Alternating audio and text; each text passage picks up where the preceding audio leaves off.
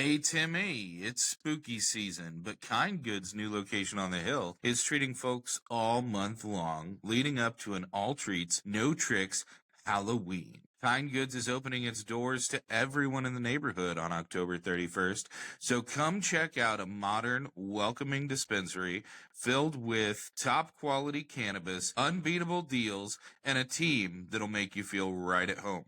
And while you're there, check out some of the newest treats from Good Taste, or maybe check out some flour that'll keep vampires at bay with something from Daybreak, eh? Make Kind Goods on the Hill your go-to dispensary this month, right here in St. Louis, Timmy Two-Step. Welcome to Greenway Audio Magazine. I'm Tim, and with me is Brendan. Hey, you're a Halloween guy.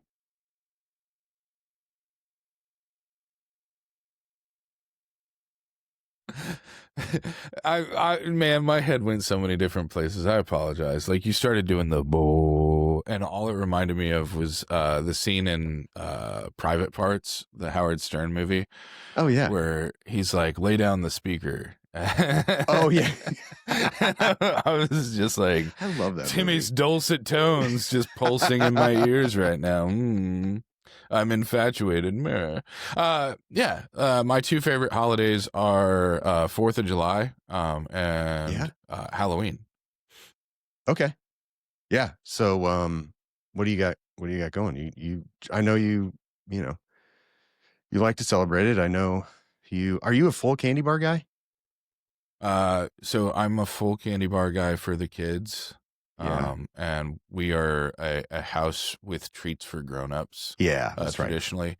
Right. Mm-hmm. Even though I don't drink, we've done beer and like wine coolers and stuff in the past, and we used to do like full hot dogs, in buns and stuff, like like hot, like they were. I'm not just serving you and your children like cold Frankfurters out of a fucking package. Like, here you go, kiddies, like shaking it at them or something. We've moved into joints and stuff. Again, not for the children. No. Wu-Tang is for the children. Joints are not. Right. But no, I'm a big Halloween guy. I made a really good decision this year, I think. Okay.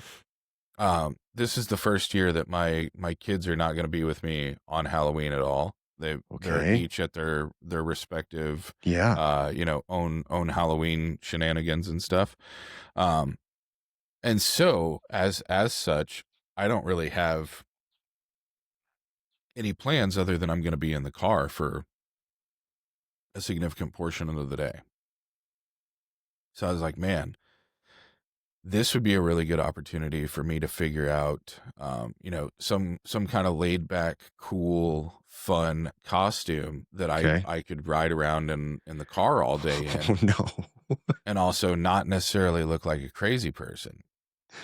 You know who looks cool and laid back and comfortable and not necessarily like a crazy person? Who?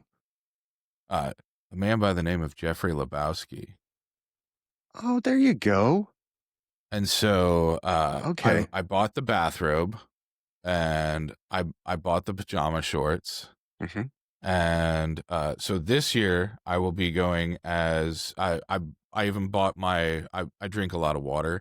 Mm-hmm. I bought my water that comes in the plastic cardboard carton instead of the bottle. Mm-hmm. Shout out to It's Just Water. Yeah. And I've actually put purple construction paper on the outside of the container so that it looks like the half and half in the opening scene of The Big Lebowski.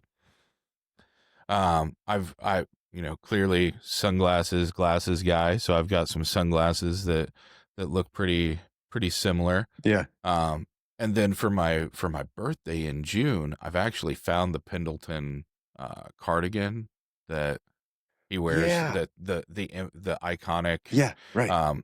I have some pants that look like the pants and and the purple V-neck that he wears with the cardigan and the pants while he's at the bowling alley and stuff. So every year I will be a version of Jeffrey Lebowski from now to infinity, essentially. Some years it may be the same one that I was before, but I've put together a Jeffrey Lebowski-esque ensemble over the last several months without unintentionally. Yeah. No, it all came together for Halloween. Yeah, and so it turns out I have some similar shorts. I have some similar cardigans. I have some similar, hoodies and stuff like that. So the only thing I really needed was a robe, and so I went out and got a robe that's almost an exact replica of the one in the movie. Yeah. And so the Big Lebowski forever. That's great. Yeah. Yeah, forever. That makes sense. Are you a Halloween guy? No. I'm not a holiday guy. That seems so counterintuitive from what I would expect from you. Yeah, being so metal. Yeah, I'm not. Well, not just medical. Not just. I almost said medical. Not just that metal. too. You're also so personable and so like life of the party that you seem like a Barney Stinson type, the guy that like fully buys into the idea of like, doing outfits and stuff so that you can make everybody around you like get on your level of happiness and enthusiasm. Yeah. I stopped drinking and all that like kind of went away. I mean, I was the life of the party. Now I'm just like, hey, what's up? I'll be over here. You know what? What? You can still be the life of the party even if you don't drink. Mm-hmm. That's right. You can be high on life. You know what I am? Or gummies. Right. Dude, we have a killer guest today. Brian Fox. I'm super excited for our new guest. Brian's like my boy. He's like one of my young boys. Man by the name of Brian. He doesn't age either, which kind of like weirds me out. Like, I think he's gonna look 35 forever. He's fit, good-looking guy, beautiful wife, great kids. Sounds like I want to get in a relationship with him. Sounds like you want to join the fan club. I think I might. Maybe apply for president status. No, he's rad. I really like him, and so Lone Wolf I'm Genetics. Super excited to get to talk to him about Lone Wolf, because that is one of the coolest projects in the Missouri space right now. Yes, and here's the weird thing, and I know I'll get into this with him, but I've known him for a while. I've been to his lab. I've heard him talk. I still don't fully get it. I mean, I get it, but like he's so scientific with it that once he starts going down this rabbit hole of like, technical jargon and stuff, I'm like, oof. Well, you gotta keep it surface. You gotta keep it surface level for anybody that's not cultivation geek. Right. Yeah. Because he's very much that. He's cultivation geek. That the man knows his plants. Yeah. At a surface level, the service they provide is that Betty's head back there? Yeah. It's been a weird morning, man. Half of Betty's face. It's been a weird morning. Yeah. At a surface level, the service they provide is essentially to be able to house your own genetics so that you're not taking up space at yours, and also so you have a control sample outside of your place. Look at it as like a safety deposit box for your most valuable thing in a cultivation, which is your genetics. Yeah. And then also they're now serving as a buying platform, as a place to secure and procure genetics that you don't already have in your library. Yes. And for a place that, doesn't have an ongoing immaculate conception period, that's really one of the biggest services that they offer. So safety of your current genetics, should anything ever happen, and then the ability to procure more genetics in the future, so that you don't have to have a seed library of 30,000 seeds. Right. Yeah. But why are we talking about it? let's get Brian in here. What was that? I don't know. I just threw my pen in the air. I was excited. Let's get Brian Fox in It was here. supposed to be your pen. Oh, did it not look like anything? It looks like you were tossing up an idea because you're like, why are we talking about it? And like, I thought you were tossing it to Brian and we were going to bring him down. Should I do this? From and then just have him the catch edit? Yeah. Yeah. That would have been great. Brian, you're up. All right. But first, we got some ads to read. Fall is calling, and so are apple spice chews from Curio Wellness. These fan favorite chews are back for a limited time, blending that crisp, juicy apple flavor with just the right kick of warm spice. They're basically autumn in an edible. Whether you're apple picking, peeping at some leaves, or just posted up on the couch in your hoodie with a football game on, that's what I'm talking about. Apple Spice Chews bring the flavor and the fun to every fall moment. And this year, Curio's got something new. Get ready, baby. The 1,000 milligram pack. That's 25 chews at 40 milligrams each. So plenty to keep the fall vibes going. Curio Wellness's 1,000 milligram Apple Spice Chew Pack, now for a limited time. Welcome back to Greenway Audio Magazine. With me is Brandon, as always. But today we have Brian Fox, CEO of Lone Wolf Genetics. Awesome dude. One of my boys in the industry. Brian, thank you for joining us. What's up, guys? Glad to join He's this. not a Appreciate it. So glad He's you're not a here. silver fox. He's a gray wolf. He is. Yeah, well, You like Moving wolf in your business names. well, I'll tell you a quick story about how the Lone Wolf name came about. Okay. Please. So I don't know if you guys met my partner, Todd Mockler, back in the day. Did either of you meet I Todd? don't think I met Todd. No. So Todd was my chief scientific officer. I took him from the Danforth Center here in St. Louis. Mm-hmm. He was my kind of guy. He had big visions. He didn't believe that anything was impossible. So that was the kind of guy I wanted and needed. Mm-hmm. So when I found him, we became great friends. Unfortunately, we lost Todd. Suddenly he passed away a couple of years ago, leaving behind his children. So the story is one of his daughters created an art project about a lone wolf. And so Todd asked at that time if we could call it Lone Wolf, the company. And I said, of course, we can do that, for your daughter and all that. So that's how that came about. I know Lone Wolf doesn't scream teamwork and working together, but this is how the name came about. It came about from Todd's daughter. So, Jeez. yeah, that's the origination of that. Wow. That's awesome. Yeah, that is, what a tribute. Man. Yeah, for sure. Okay, so Lone Wolf Genetics. Do you go Lone Wolf Genetics or Lone Wolf Biotech? Because those are very scientific words. Yes, you can choose either one. Okay. It was originally called Lone Wolf Genetics, but we evolved bigger than genetics. As you do. With the science work we do. So biotech seemed to be all encompassing. Yeah. I've been to your lab. Freaking awesome. I mean, it's been a while. Yeah. Oh, I bet it's just, insane now. But yeah, it's amazing. And I never understood that side of the business, the clones and the genetics and all that stuff, tissue culture, breeding.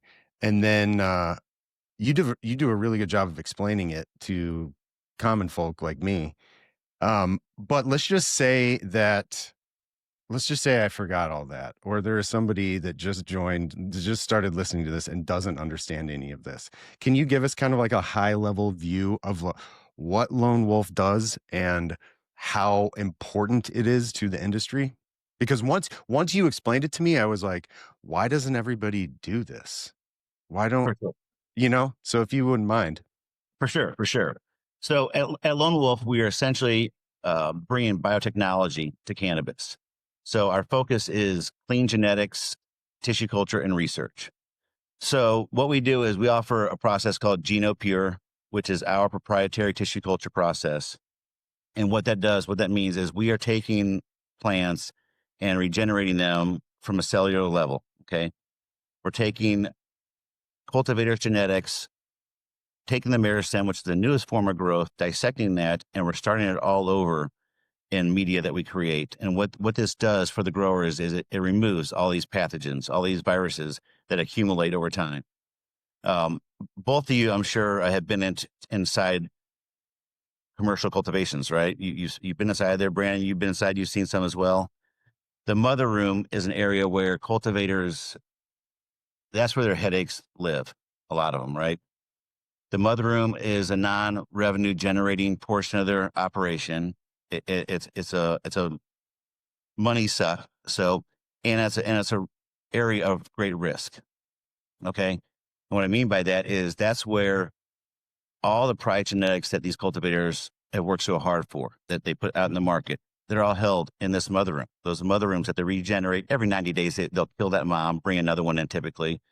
But over time, you're going to lose the vigor. It's called hybrid, or it's called genetic drift. Okay. So over time, these plants, 4 or 5 years later, you keep cutting from that mom, the same genetic over and over and over.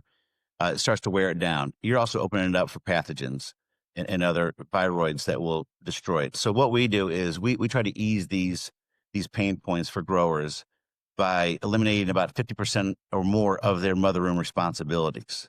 You can offload that to us. What we'll do is, so we have numerous customers in Missouri right now. We are in metric, everybody. We're in metric. So basically what happens is customer will call us and say, we have 10, 20 genetics we would like to get cleaned up and banked. So what happens is we'll take samples of all those genetics, we'll dissect them, we'll start them in our process in our lab. And eventually what that's going to do is we're going to propagate miniature clones through tissue culture. And then we'll be able to bring those back to that cultivator on their schedule, right?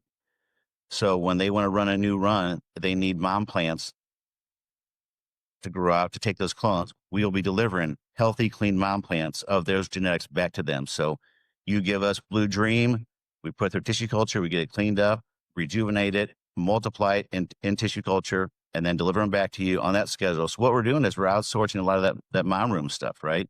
Instead of maintaining huge plants 365 days a year, you're managing the pest, you have all the inputs, you have the electricity. And a lot of these operations will have 2 or 3 or 4 or 5 people managing that room. So that the dollars add up, the costs add up. So this is a space now that can be repurposed, because we can scale that room down. So we can repurpose that, but they can repurpose that. We can take all their genetics, bank them safely in our facility. So we're giving them some safety net there. It's kind of like cloud storage for genetics, right? You don't want, we had a customer recently that they had a mistake with one of their partners and they lost 2 genetics. Like nobody had any backups. And so they sent us samples of 2 of their genetics that were about a week from being harvested, which is not the way you want to do it. For just so you know, you don't want to go that far into flowering and then try to reverse this. And so we are right now working on those in the lab to hopefully reverse that, get them clean and start them fresh again. This is a little bit of a new one for us, by the way, because we don't like them in flowering. That's not what you want them. So anyway, so basically we're trying to ease the problems for these cultivators, reduce their risk and their cost, and provide them healthy, clean genetics for every cycle of their operation. I hope I didn't confuse it too much. No, that makes sense. So do you keep just a couple extra just in case? Like they're like, hey, thank you. And then they lose it or something bad happens. You're just like, yep, got a little backup over here just in case. Yeah. So what we're going to have, we do have some redundancy now. So we have our lab at the Helix facility, which you've been to, Tim. Mm-hmm. Yep. We also have a second satellite lab, which is in downtown St. Louis with our partner, which we have our metric, a group down there. We have a lab with S24. They all have a new brand called Scout and Seed. So be looking for that out there. Yeah, with Latitude. So, mm-hmm. Yeah, yes, absolutely. So you might know James. So we'll be duplicating our genetics there to have 2 locations now of backups. So eventually what we want cultivators to do is to not have to hold them themselves, not have to worry about that. Let us bank them in 2 locations, and we always will have backups of backups. And we even have most plants in plant form as a backup again. So we'll have it in tissue culture in a growth chamber. We'll then multiply that, take one of those out, acclimate it, and have that growing in a separate location as a real plant. And we can use that to take clones off of, to send to cultivators, healthy, clean clones. And it's also a backup form for us as well. So we do have multiple ways to make sure those genetics stay preserved. So what's the fail rate like on production whenever you're getting ready to take something out and put it back out to a client, like from both on your end, you have the genetics that you have to repopulate, and then also once it gets to them, everybody knows that seeds and clones both, it's possible for them to higher fail rates with seeds than with clones, but you never know what's going to happen. So what is you guys' fail rate, and how does that work into the workflow part of it, other than you have created redundancies? No, great question. So right now our fail rate is 0.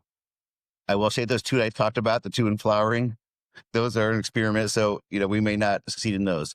But also, we haven't had a whole lot of really dirty plants coming in. When I say dirty, they haven't had really high virus or viroid loads. Okay. Pythium and things like that are fairly easy for us to remove. Hoplite and viroid, which everybody's familiar with by now, is kind of the real silent killer. That one's the most difficult to remove. But we have been 100% successful right now. So if you give us genetics and we put it through tissue culture, we test 3 times also during the phase. So we work with another partner. We can do in-house testing, but we are doing a third party, a group out of Boston right now. And so when you send us your genetics, first thing that we do is we quarantine and send out samples for a 16 panel test, right? So now we know what we're dealing with. We know where we're starting. Then after that, we started through the initiation process of tissue culture, at which point we go to multiplication. And at that time, we take more samples of the multiplication shoots that we have, send those back again to test again to see if something had a load. Did we get it? Did we take a part of that meristem that was virus free and start from there? And then once that's successful, we continue on through the phase where we grow shoots, roots, and then have a full little plant. Then we acclimate that out and root it, and we send it out for testing again before it goes to the customer. So we have 3 phases of testing to show that it's verified clean. Once it goes to the customer, right now nobody is asking for us to send it to them in vitro, still in the auger, still in its sealed container. We've done that, and we could tell people how to take it out, how to acclimate it. It's a delicate little plant at that point. It's been very humid, so you got to be careful how you take it out. You kind of have to wash off the roots a little bit to get the auger off. Then you transplant. It's a normal transplant. You put it in the soil or whatever you want to. You got to have it domed. You got to have the humidity and baby it for a few days. But then it's just gonna once it kicks in, it just takes off. As it does. But typically, what we do is we'll do that process for them. We will take it out, acclimate it, grow it up to be 6 inches, let's say, and that's what would go out to the customer. And at that point, they'll take those, grow them up to the remainder of the time they want to, so they can take the healthy clones they want for production. They can toss that plant away now. They have their production clones to go into the next cycle. Then when they want that genetic again, it's on the schedule. We'll deliver the next batch of those mom plants for that strain. Same cycle continues. So the process has been very successful. It's we worked through a few kinks early on to understand how, the growers operate and how we operate and how we can integrate together. But so far it's been very successful. Great feedback. The feedback we've been getting is the plants that they receive look great. They're healthy. They're strong. And that's what we want. We want them to do side by sides. We want to say, okay, did these perform better than your normal plant that you've been running out here? And, if the answer is yes, then we're doing something right. If the answer is it's performing exactly how we expected to, like normal, that's also a success in my mind, because we're cutting their costs still. We're saving them space, cutting them costs, we're bringing them something healthy into the facility that's not contaminated. So there's multiple benefits to do that as well. So this has been very successful so far, Brandon. How big is your library right now? So we have our own library at Lone Wolf that, we do our own breeding, and we're doing Okay. marker assisted research. So that's slightly on the back burner while we Mhm. ramp up tissue culture. But we are doing, Lone Wolf has 750 different strains in our library. Jeez. But again, we're not doing a lot with that right now because we got a lot going on. So then we have every cultivator's genetics that we work with, are proprietary to them. We can't touch them, we can't offer them, we can't sell them. So we work with groups like Vibe. You guys know Vibe, Jonathan there. So, we've been working with them for a while. We have all their genetics in tissue culture. If they add more genetics, we'll come down there, we take more samples, get those in tissue culture. We bank those for them. So my goal is to have as many of these cultivators, especially in the state of Missouri, working with us. I want to have every one of their genetics being banked by us, being cleaned by us, and have us be a part of their system moving forward. It's that's the future, I believe, of cannabis, is having clean plants, reliable all the time. So I know you have been in the industry for, we can say, a decade, right? Oh, at least, yeah. Jeez. So you started in Illinois, right? Didn't you open like the first dispensary in Illinois? Yeah, no, good memory. Yes, that's correct. So 2014, it's been a while now. So Okay. yeah, I was in medical sales at the time. I wasn't enjoying life. And I was following what was going on in Colorado, which a lot of people were at that time. Colorado's on the news, and every major news outlet was talking about it's raining money in Colorado, and people have millions of dollars shoved under their mattresses and all these things. And I said, okay, let's see about this. And at that time, Illinois was going to have their competitive process for applications. So I just started researching and trying to understand it. I didn't know anything about the industry at the time, zero. I was barely even a pothead at that time. So, there's a lot for me to learn. I ended up finding a small group out of Oakland, California to help be my technical writers for the application. And then the rest of the work was on my shoulders to figure it out. So I just drove all over Illinois trying to find where to locate. I decided to stay out of Chicago. I said, I don't know Chicago. They're going to eat me alive up there. So I'll find somewhere in southern Illinois. So I went to Marion, and they awarded 55 licenses in Illinois at that time. And I was one of those 55. And then I was the first to be commenced and operational in the state, with my store number being, 0001, I believe it was. So the first operating dispensary in the state of Illinois. So, Jeez. yeah. I don't know too many people in Missouri that can say that they've had a decade in the industry. That's amazing. Your friend and my friend Mitch, we know she's been around. So. Mitch Myers, that's true. She Illinois started as well. Yep, Right? yep, Yeah, yep. He opened up one in Illinois. That's correct. Same time. that's right. Wow. Wow. She We're started earlier, as she started with the CBD stuff way before that. Right. Even as she was one of the two operators in Yep. Missouri with CBD. So Yep. Mm-hmm.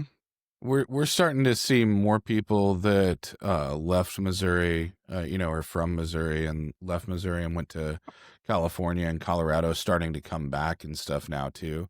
And then we've had, several imports from out of state, but most of those people were not starting their own businesses. They were going to get into the industry and things like that. And that's one of the differences between Brian and Mitch and a lot of the other people that do have that decade of experience, is that they have a decade plus of experience at the highest level of entrepreneurship in this industry. And that entrepreneurship has extended beyond Illinois and beyond Lone Wolf, and you've operated in multiple different states under multiple different regulating authorities and cultivation, retail, manufacturing. So what would you say is I would assume your favorite part is cultivation and genetics, considering that's what you're doing now. But what's your least favorite part of the rigmarole and the vertical process of cannabis? my least favorite part is raising money. So to be honest with you here, Brandon, I had a lot of fun competing for licenses. I created my process, and I learned how to win licenses without spending a fortune. It's gotten really competitive now, but I was going up against a lot of big guys, and I secured 22 properties in 4 states, for dispensaries. I held those properties for anywhere from 6 months to a year each, right, to wait for the results of of the licensing. I didn't pay a penny on any one of these 22 properties ever, so I saw people dropping all kinds of money and to hold spots, and I never did that. They took a chance, that I was going to win, and I won some I didn't. But what it comes down to answer your question, is raising money for these became the full-time job. So I was able to raise money for Illinois. I was able to raise money for Maryland. And then, we won 5 licenses in Missouri. And at that point, Missouri money was being swallowed up by everybody, right? Because everybody now, when Missouri didn't have anything, the money was a lot more plentiful for me because nobody else was doing it around here, right? So what I did in Illinois and Maryland, I was taking Missouri, investors and putting them in other states. Once we got our program started here, everybody was clamoring for Missouri money. And I was one of those groups needing, 25 million, whatever that number was. So I got a little frustrated with that. I was kind of tired with that. So I decided to kind of break up the company, not in a bad way, just separate some assets and kind of move on. That was at the time when I decided I wanted to be on the science side. I wanted to be at the start of it. I wanted to feed the industry, because when you can feed the industry, it's almost unlimited. You can work with so many people. You can do so many things.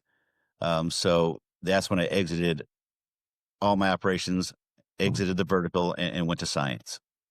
Do you have a science background? No, Like, no. do you like?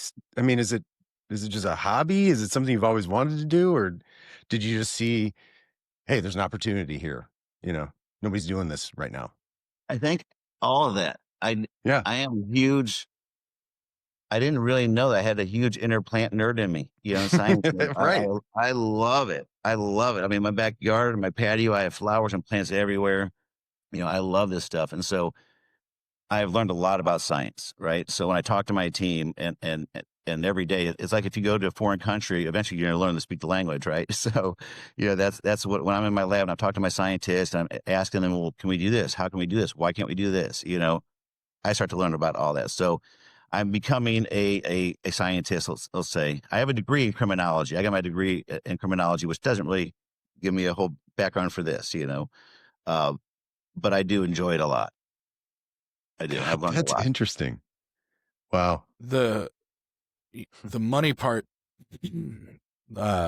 seems to be the death of good companies a lot of times. Because we've seen companies that have their own money come in and be very successful, but the biggest thing that you hear, especially from ancillary businesses, is that the thing that they see driving other companies out of business is taking money on and taking on debt from investors and the unsavory loan characters in the space and things like that. And what happens a lot of times is, we've seen it a couple times in Missouri, but you take on debt, or you take on investment or whatever it happens to be, and you wind up giving up control.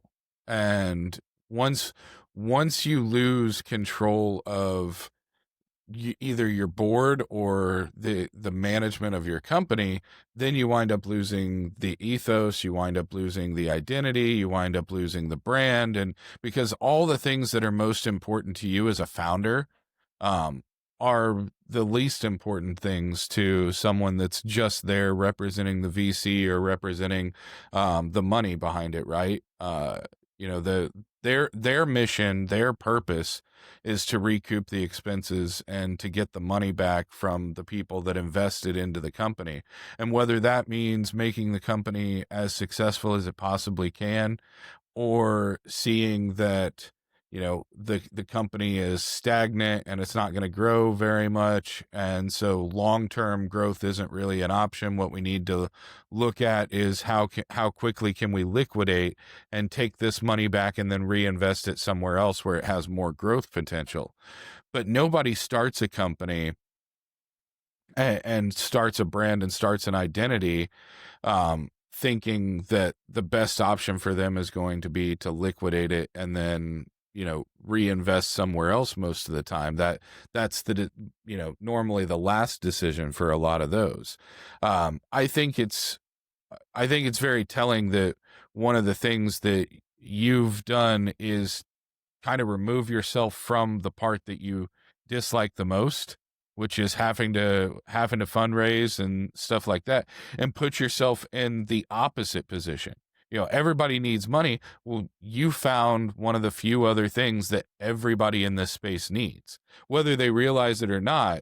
And maybe they don't need it today, but they're almost certainly going to come to a point where they either do need it now or they should have had it yesterday, type of thing.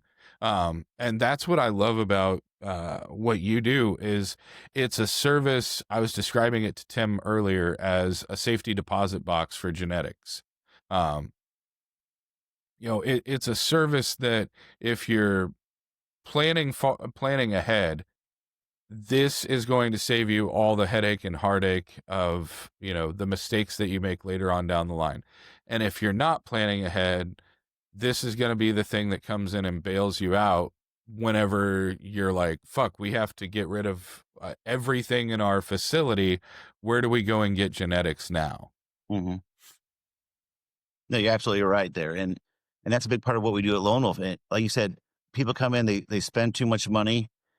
They overestimate what their revenue is going to be. They underestimate what 280E tax code is going to do to them, all these things. And then you find out that they're 50 million still in debt and still trying to claw their way out. And maybe they're doing top line revenue of, millions and millions, but they're not cash flowing, positive cash flows. So that's especially where we can come in and help.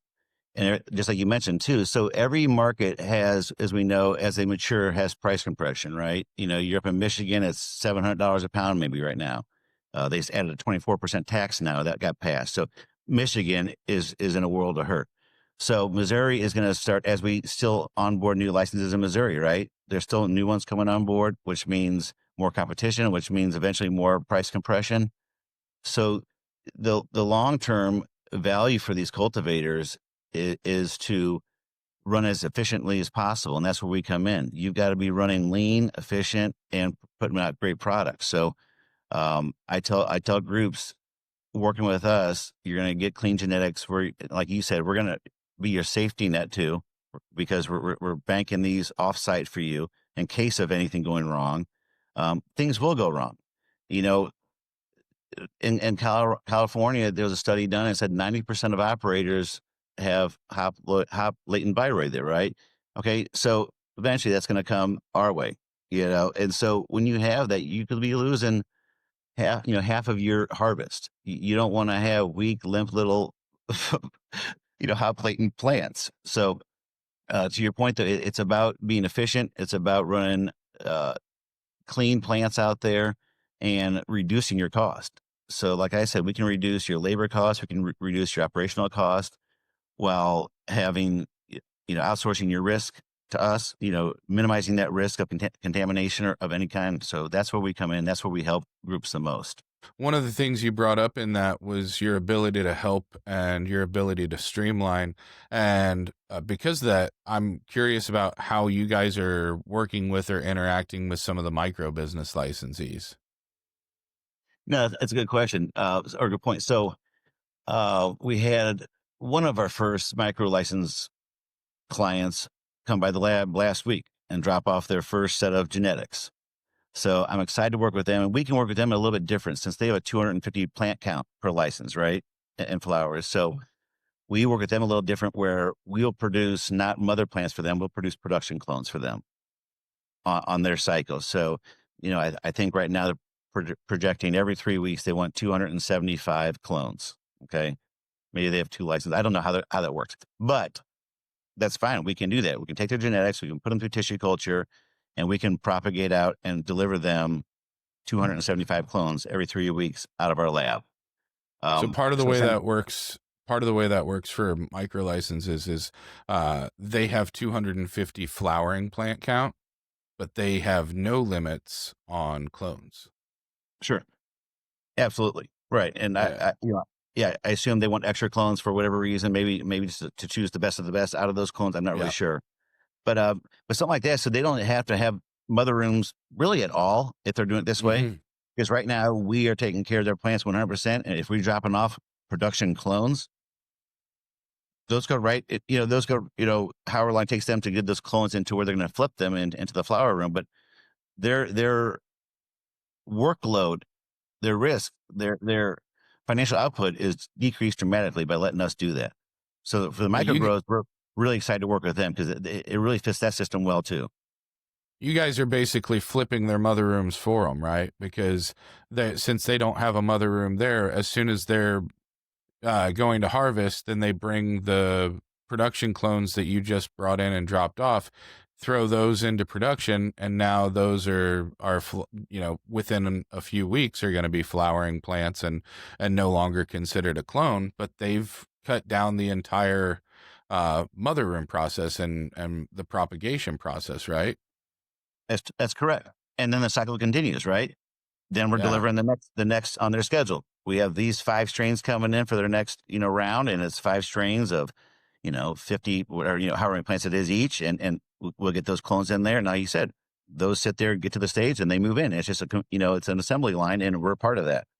I didn't even think about the diversity aspect of that too, because if you guys are running, like you said, the first 250 you drop off is Blue Dream. But then instead of having to go through the process of washing out a mother room, growing things back up and everything like that, their next harvest can be something completely different because that's what you guys are already working on in the background for them to be able to drop them off production ready clones, right? So your second harvest is ATF, your third harvest is strawberry banana, your fourth harvest is Jack Heron, just on down the line. Whatever you need essentially can be rotated in according to what you guys are doing. That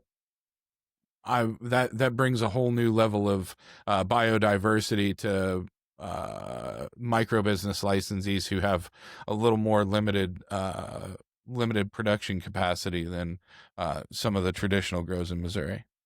Yeah. And also what this does too, Brandon, is it allows groups to have a much larger library that they don't have to manage, right?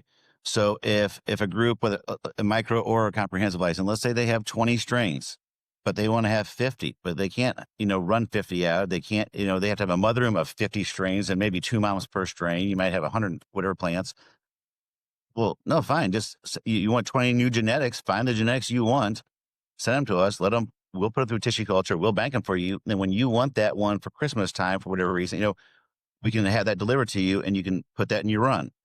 So that way we could have 50, we could have 100, we could have as many genetics as you want banked with us at your, beck and call, and we can produce those for you and get those to you. That way you're not managing those and you're not risking losing any of them either, right?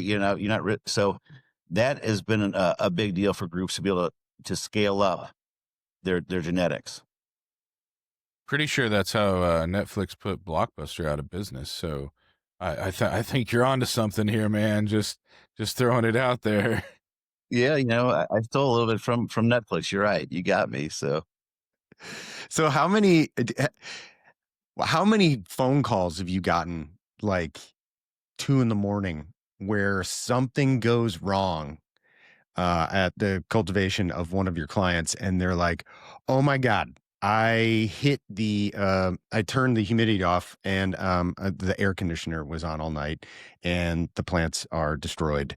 Like, do you get those calls where you're like, "Oh my God, Brian, do we have a backup of Blue Dream with you guys? Please tell me that's true."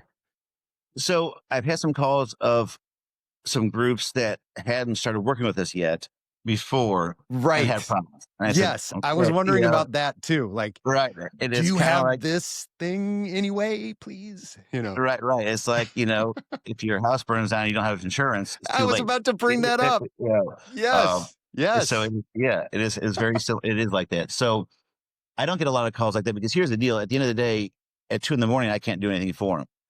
I have their stuff backed up. So we have that genetic, we have that still safeguarded, but we don't have 500 plants to get them back up the next day. It's going to take time, but we do have that and we can get them restarted, quicker typically. But again, it's not something that, these are plants still, so we don't house that many backups for anyway. We house their genetics and we have a few copies of each one in growth chambers. So what would happen is we'd restart their plan. We'd say, okay, you guys have to clean up your facility, get it back ready for operational. We'll get you guys some more mom plants that you guys can then propagate out and take clones and kind of restart. That's where we would help out. So nobody loses anything. They lose time. They're going to lose time, but they're not going to lose their genetics. Got it. Yeah. I literally, Brian, I was thinking in my head, you hear those stories of like, small towns where you have to pay you have to like, I don't know if you have to pay the fire department or you have to pay fees or something like that. And then some people refuse to do it. And then a fire goes through the neighborhood and it gets up to the house that hasn't been paying. And they're like, we'll pay right now. And they're like, no, that's not how it works. Yeah, right. You got to invest early. So I was curious if people call you and like, hey, listen, you don't know who I am. We don't do business together, but we are in a bad spot right now. Like, do you get those calls? So I had a group out of Colorado call me because we can work with a lot of different groups. We have a federal hemp license and currently we can still work with anybody because what we do is all hemp. Everything we have is that big, so we are compliant with all that. So I have a couple of customers in Colorado and before he was working with me, he had that call. I had that call from a friend called me and said, hey, here's what happened. And he lost his entire mudroom to something. And I said, okay, where's his backup? Well, he didn't have, I said, well, I can't do anything for him. If he was working with me already, we'd already have everything in the in-grow chambers. We'd get those delivered back out to him, get them restarted. But he didn't have those, so he had to source new genetics. And sourcing new genetics is kind of scary, as you know. I mean, if you guys grow it all, you know that you're not guaranteed how they're going to perform, how they perform in your facility and under your environment, right? You can bring some Colorado strains here that can't handle our humidity, you'll say, and you get powdery mildew, who knows? So you don't want to have to start fresh. You want to be able to start at least with the genetics and have made your reputation on. So that's where we come in and help. One of the things you've mentioned a couple times is the GenoPure, which is your I don't know if you guys have a patent or trademark or anything on it, but it's your specific proprietary process for cloning, right? Tissue culture. Sorry. What would you say, or can you, without giving away the Big Mac sauce, the special ingredient, what's the difference between the tissue culture process that we've seen, for 20 plus years in some cases, whenever you're talking about, Europe and Amsterdam and stuff like that, versus what you guys are doing? What makes it the unique to Lone Wolf? So one thing I would say is, and again, not getting too deep in the weeds here, but tissue culture is not the same across the board, meaning there's slight adjustments you have to make all the time. And in cannabis, not every strain will react the same way. Some are going to be more stubborn. Some work fantastic. So we have to change media depending on the strains a lot and constantly tinker with what is most efficient, right? And so sometimes we use activated charcoal to help clean it. Sometimes we don't. So a lot of it's been testing on our side to see which is the most effective way to do it. Another part of why GenoPure is different is, again, it goes back to our three-stage testing. I haven't found other tissue culture companies that provide that level of security and transparency of the plant health. And to me, that's really important. If I'm a cultivator and I'm spending money to have my genetics, go to Lone Wolf and be cleaned and micropropagated and banked in vitro, I want to know that they're clean the whole time. I want to know that they're clean when they leave the facility.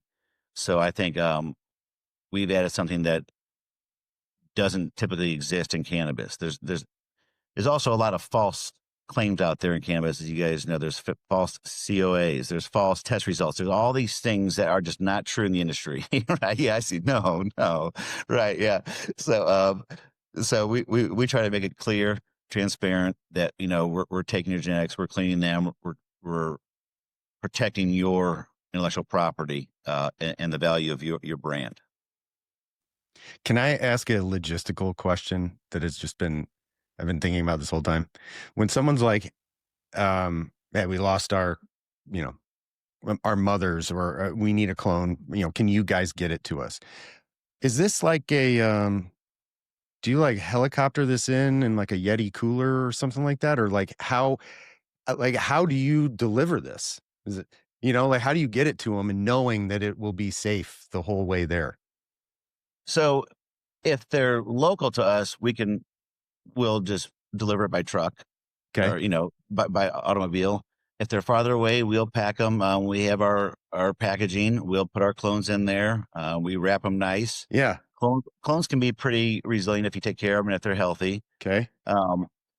You don't want to ship them so they're mail, 5 days in the mail. That's not going to be good. That's not going to help.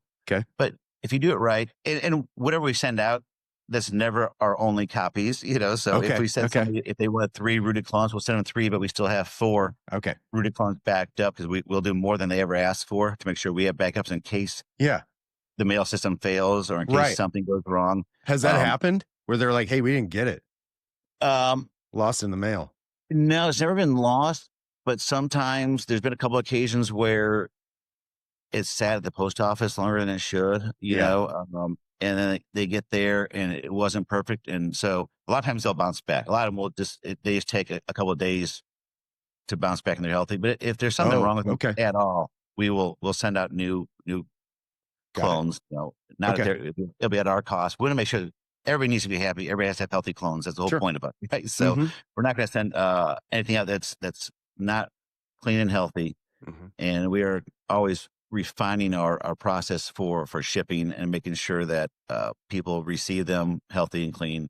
And once they receive them too, I want them to take them out right away, get them domed up, get them, take care of them. So there is responsibility on the cultivator's part to make sure that they handle the back end of this, right? The second they get there, they need to start taking care of their plants, right? So you've talked a couple different times about different media and different grow methodology and stuff like that.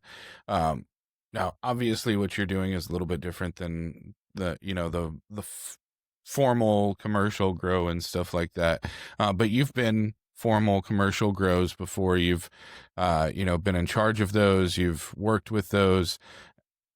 Seeing what you see now as far as genetics and stuff, do you see a difference and do you have a preferred methodology for like grow media, whether it's like frass or living soil or cocoa or hydroponic or anything like that? Do you see any tendencies for certain things to do better in this, or is it just roll the dice? And I shouldn't do this motion off camera. Is it just roll the dice and see what happens? Yeah, so I won't pretend to be a real seasoned grower. Okay. Again, I'm learning a lot about that as well. I've been to a ton of facilities. I've never been one to have my hands in the soil until about a year ago when I started doing a lot of that. So and it's funny how much you learn. You really have to be hands-on. It is so different, to see it and live it and be around all the time. But to really grow, you need to get your hands dirty and get involved in there. So I don't have a preference when it comes, growers will use rock wool, they'll use cocoa, they'll use living soil. The guys over at Robust, they're big about living soil, and you guys probably know Tyler and Brad, they're great guys, and they're banging over there at Robust. I don't have a preference. Like these like when you get our clones back, they're healthy, strong clones, so they'll fit to whatever system that you have. At my home grows, I choose between different peat soil. I use Coco a lot. I like Coco Coir a lot. It's pretty neutral. And again, that's what hydroponics is, right? You use Coco Coir, it doesn't have anything in it. You've got to add all the newts to it. You got to make sure that you're providing all the feed for it. So I don't have a preference. Anybody can use whatever they want. It doesn't matter to me. I don't know if one way is better than the other. I don't know if you guys have experienced that with cultivators that you've worked with or talked to. I think it's a preference on just growers. Sometimes certain medias will attract certain kind of bugs more than others. If they're too wet, you're going to get the fungus gnats maybe, So, personally, I prefer Coco Coir and, I think it's called, what is it called?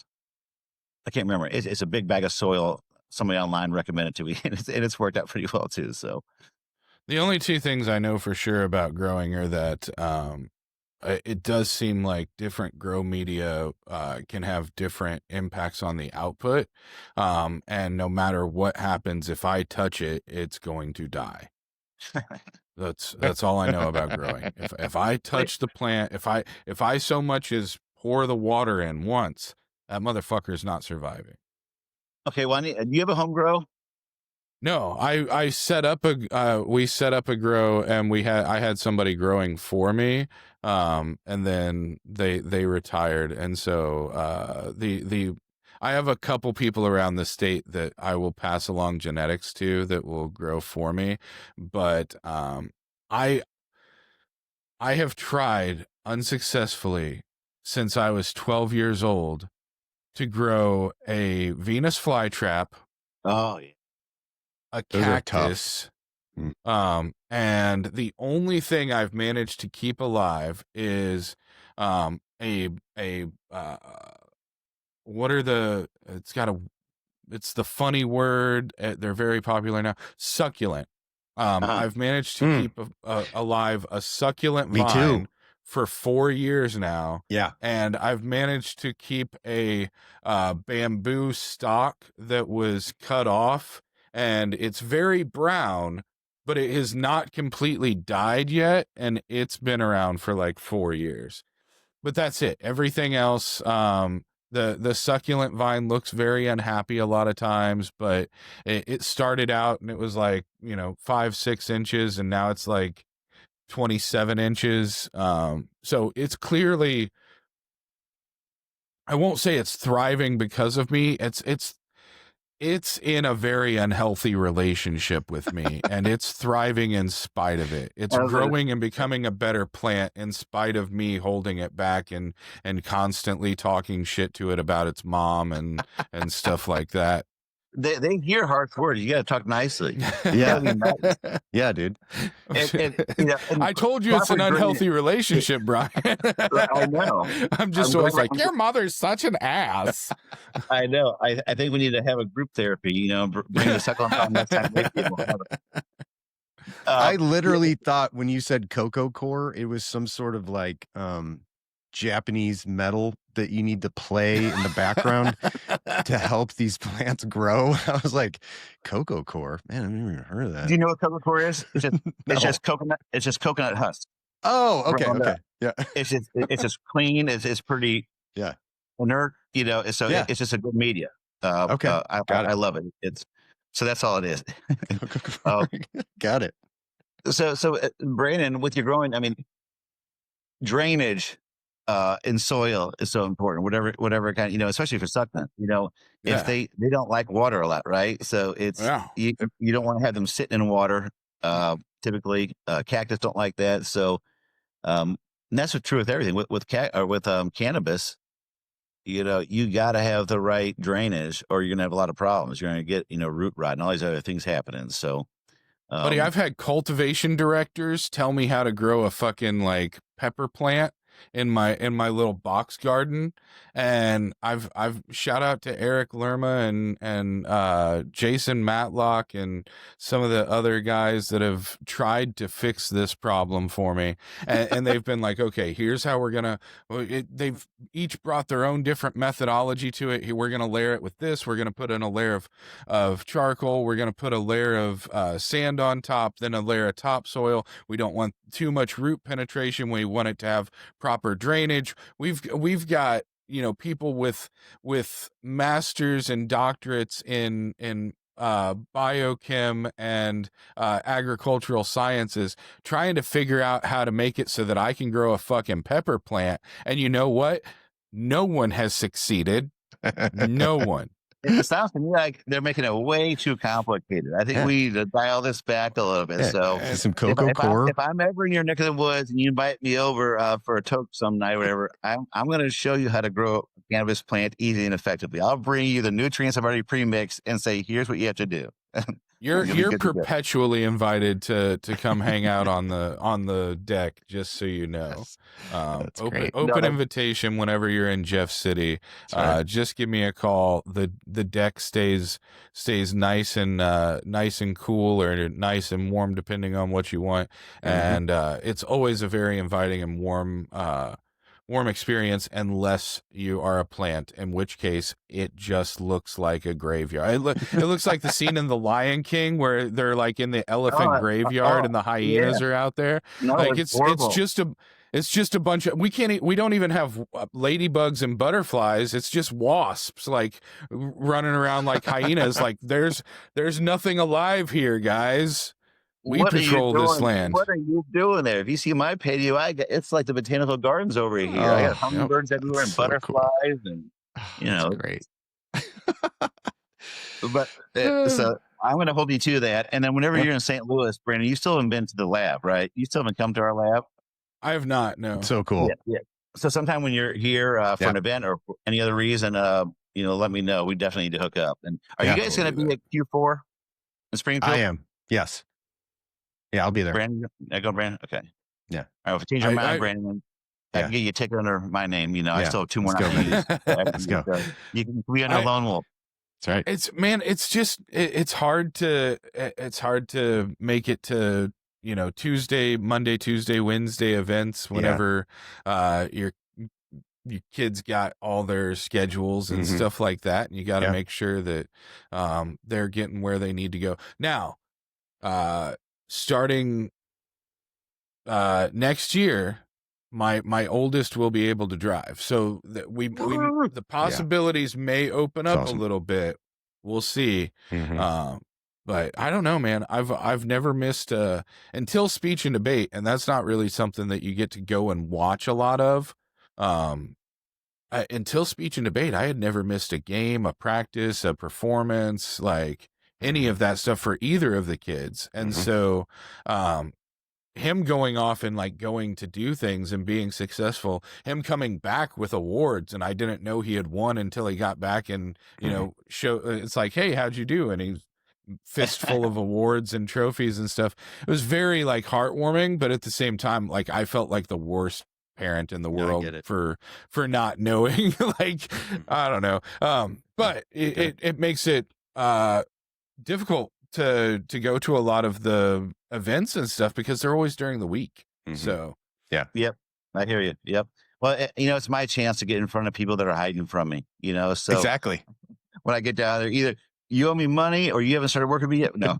So no, it's always, but it's fun to catch up to down there, you know, at these events. It's good. I get to see people like you guys and a lot of other people that I may not see but once a quarter. So I do look forward to it. So me too. Me too. I'm gonna get you one of those mini boom boxes, and just pre-program it to play Coco Coir? Bitch Better Have My Money. Okay. Just everywhere you walk in, just Bitch Better Have My Money playing. That's great. funny. I used AI to find me every song that has the word wolf or howl in it. And so I was gonna have a different sound, you know, different soundtrack played, you know, all based around wolf themes. Do you remember there's a lot of songs out there too, by the way. Oh yeah. Do you remember the T-shirts that had the little like electronic battery pack that like clipped into the t-shirt, and you could press a button and it would play a sound effect or a little music or whatever. Oh my gosh. I specifically remember being 12 years old and having a t-shirt that had a big moon and had a big white wolf and then a pack of gray wolves across. Yeah. And you pressed on the little button and it went howl. Yeah. Oh my God. All right. We got to source that. We got to I'm gonna track that down. That's your Christmas present from me, Brian. I love it. And I know you guys are going to cut me off here shortly, and I appreciate the time today. But also with both of you guys, if you guys ever want genetics or anything cool to try, just let me know. Okay. We have plenty of plants that are, like I said, lone wolf plants. Our proprietary property. So if you guys ever want anything, clones, if you ever want seeds or clones, don't hesitate to reach out. Okay. I'll and hook you guys up. That's amazing. Thank you. And if anybody wants to reach out to Brian, learn more about Lone Wolf, lwbiotech.com. Yes. Brian, thanks so much for joining us. I'm sorry we didn't even get to how much you bench, but we will next time. Thank you so much for joining us, buddy. You're awesome. I love hanging out with you. This was a great conversation. Too funny. No, you guys are great. This made my day already. It's only 11 o'clock. I've already had a full day. I'm excited now. I'm going to call it, shut it down. That's right. Shut her down.